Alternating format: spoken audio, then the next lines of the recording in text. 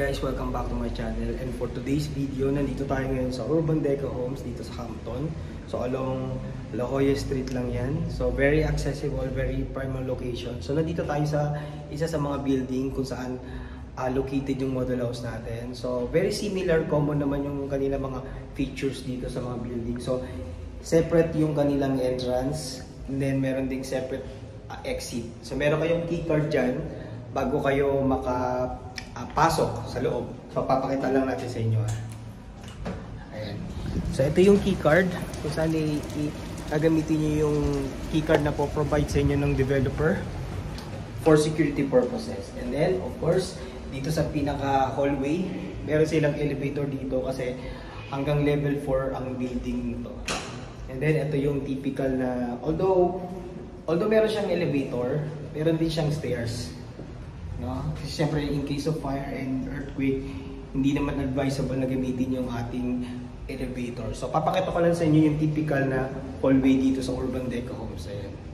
Well maintained yan kasi doon na po every month meron tayong OWA dues na binabayaran sa property management. Sila yung magbe-maintain ng cleanliness sa hallway, including yung ating mga CCTV cameras for additional safety and protection ng bawat building. So ayan, pupuntahan naman natin ngayon yung model unit. So, Unit 102. Ayan. Then dito sa pagpasok nyo, no, makikita nyo, sliding window na siya. Standard din sa lahat ng units dito na 2 bedrooms din, tsaka even 1 bedroom. So ayan, so ang typical na door is wood. No, very elegant. No? And then papasok nyo dito, since dress-up unit na to, ito yung typical na pwede maging setup ninyo pagka nakakuha kayo ng 2-bedroom unit dito sa Urban Deco Homes Hampton. So ito yung typical na setup ng kitchen. Kung gusto nyo ipa-improve, pwede ninyo yung gayahin. Pero meron tayong standard finish na tinatawag kung saan pare-pareho yung dinideliver sa mga future unit owners dito sa Urban Deco Homes. So pwede nyo rin lagyan dito ng mga hanging cabins kagaya niyan. And then dito sa kabila ko, nandito naman ng toilet and bath. Ayan yung shower area. And then sink, and then may toilet seat. And then dito naman, papasok nyo, no, open ang layout niya. So dito sa kabila ko, nandito naman yung kanilang dining area. No? So ito customized na to kasi fit na fit siya dun sa size na itong area na to. And then pwede rin kayo magpalagay ng mga drop ceiling na ganyan.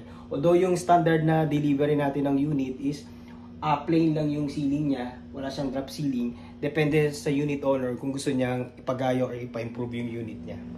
And then dito naman, makikita niyo, no, very spacious yung kanyang living area, no? Very surprising, no, sa hindi naman masyado malaki yung unit, no. Tama lang, no, for a family of 4 siguro. Pero makikita niyo ang living space nila, very decent. Then pwede sila maglagay na TV dito, no? Flat TV or smart TV, pwede yan. Then pasukin naman natin yung bedroom dito. Ayan, typical bedroom. So ito pwede ito sa mga kids.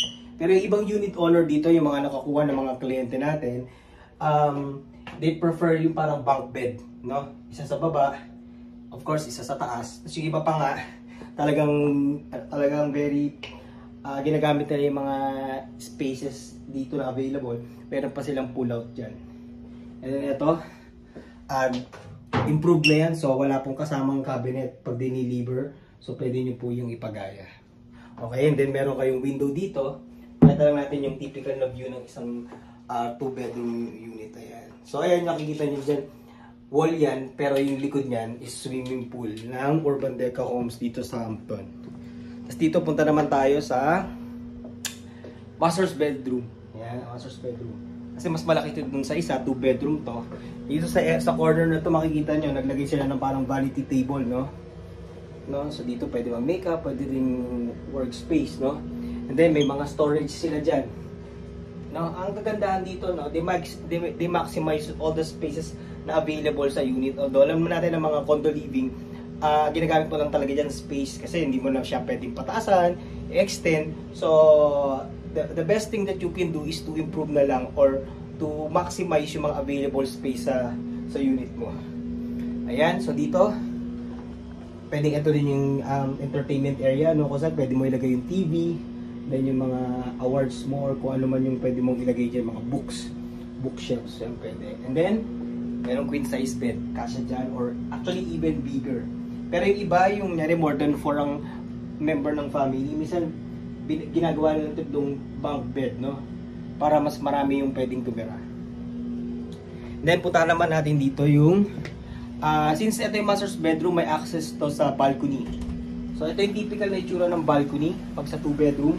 Yung 1 bedroom nila or yung studio unit, may balcony din, pero parang halos, ano lang, malaki lang ng, mas maliit lang dito, parang half lang nito yung size. No? Tapos makikita nyo rin, meron din silang parang provision for air conditioning unit para dun sa isang bedroom na pinuntahan natin kanina. So, tara silipin natin ha. Ayan. So, ito yung typical na itsura ng unit dito sa Urban Deca Homes. Ayan. Ito yung bintana natin sa isang bedroom. And then, ito naman yung bintana dun sa master's bedroom. And then, ayun yung provision ng air conditioning unit for master's bedroom. Ito naman yung sa 1 bedroom unit. So, tara, let's go.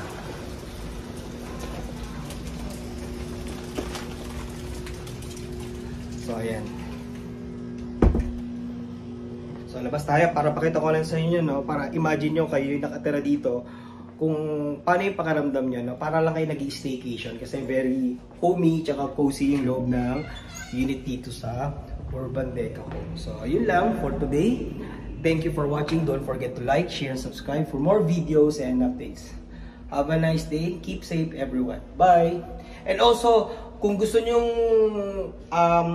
mag-view ko kayo dito ng personal, no, face to face, pwede lang kayo mag-comment below para magkaroon tayo ng communication. So yan, thank you for watching, have a nice day, and keep safe everyone. Bye!